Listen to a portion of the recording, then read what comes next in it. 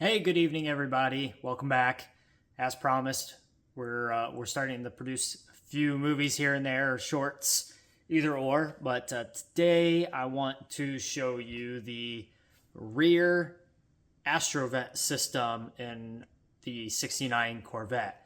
There were a number of years, I haven't done all the research or written down what they are, that had the Astro Vent system, and essentially is a valve system that opens behind the driver's seat, behind or next to the rear buttresses on the earlier generation C3s, that allow that movement of air through the cab and then out towards the back where there's a low pressure zone. So it kind of sucks or moves that air through and refreshes the cab of air. So I haven't seen many videos on this. And if I do a quick run to the car, that system actually lives back there where those vents are.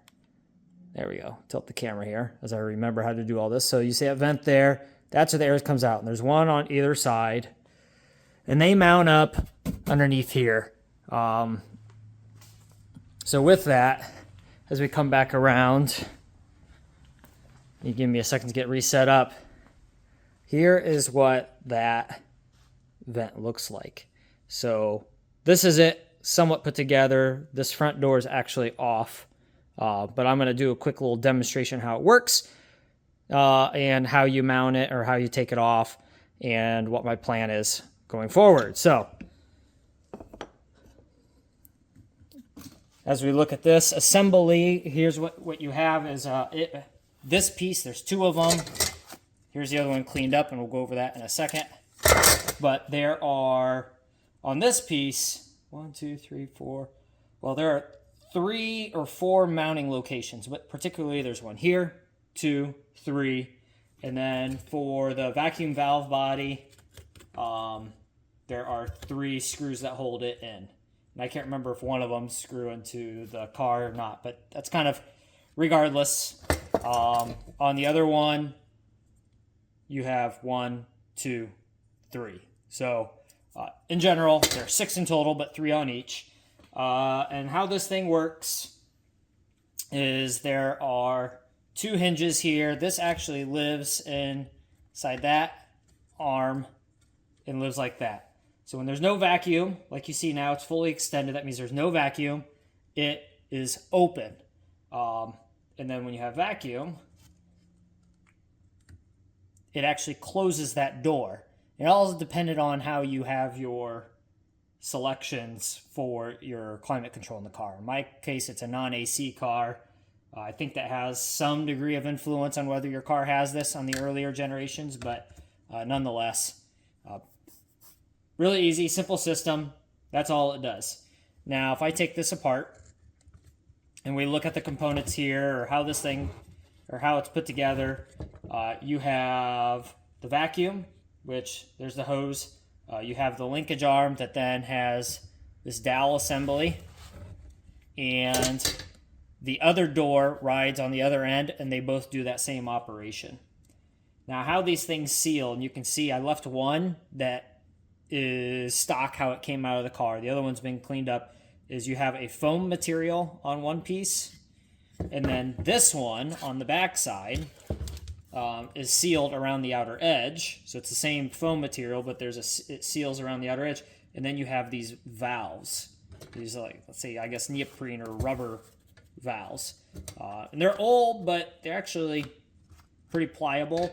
So the new set, and I just didn't get it out for this vehicle or for this video, is a one-piece of foam with a tape that you take the plastic off and it just tapes on. And then these are held on by 3 rubber fasteners, and you can just push those back out like I've done on that. So you remove that, and then when you remove the rubber fasteners, all you have is a steel bar underneath, which you'll want to reuse. You can get the rubber fasteners again, and you can get a new rubber seal, or they call it a valve, if I remember right. So I actually have the book. The assembly manual here, and yeah, it's a valve assembly. So that's how these work. I've not actually seen many videos on this, so I thought I'd show you. And then on a cleaned up version, this is what it'll look like cleaned up. So you have the hinge, you have one there, one there. So one of them broke, so I'm going to weld it on. But what you have to do to remove it is there's actually a flap here that's bent over at final assembly. You see that? So you're actually going to unbend that, and then you can push the pin out from the other side. It's not the easiest because you can see there's another steel flap, and you can see where it was stamped out. But you pull that pin out, and then this thing just comes right off with the other part. So it's pretty easy. You'll just bend it back when you're done. So there's the back side. How I clean these to get all the residue, all the glue residue off is I put it in a kerosene parts washer, let them sit overnight. You don't even need to go that long. And it all came off with a brass brush or even a plastic brush that I leave in the parts washer. Cleaned up really well. I'm going to get the rust off, repaint them. And then the last thing I plan on doing, other than putting all the new seals on, is these. These are what ride on the dowel here that open and close these doors. Turn it around here. Hopefully this doesn't fall apart. See that there? And this one is broken. I've got a buddy who has a 3D printer. I'm going to take this one off. I'm going to have him make me 2 new ones, and then I'll re-rivet those back on. So that's the plan. At the end of this, I'll probably do a shorter video on how we did it, and do the camera here without looking at where it's going. There we go. And I'll do a short video of it all reassembled and complete. So thanks for watching, and yeah, in a couple weeks, hopefully we'll have this thing done. Thanks, see ya.